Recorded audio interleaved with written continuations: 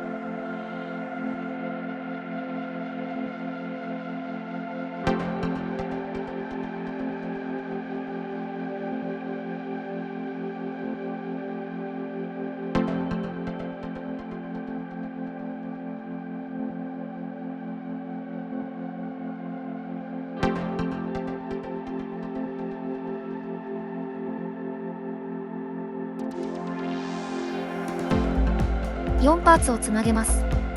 つなげる時のかぎ針は少し細い方がいいかなと思い 3.5mm を使用。こ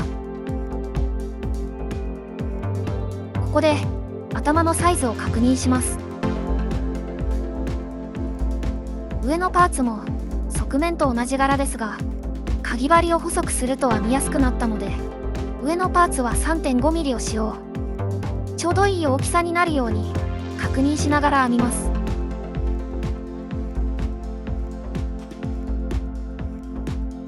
そして同様につなげる。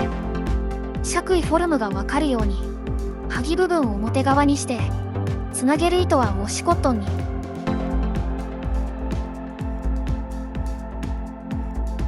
ブリムは細編みで編みます。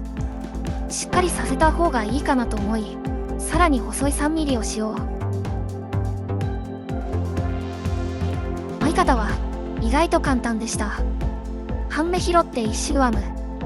1周ごとに6目増やして7周編む。増やす場所は同じ場所でなく1段ごとにずらしています。最後は増やさず細編みで4周編む。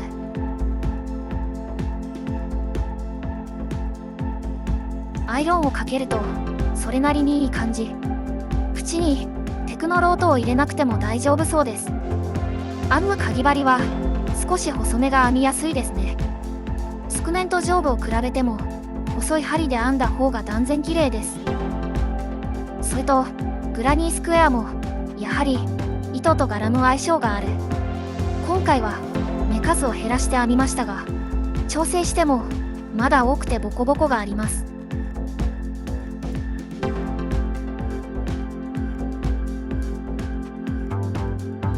帽子が編めて嬉しい。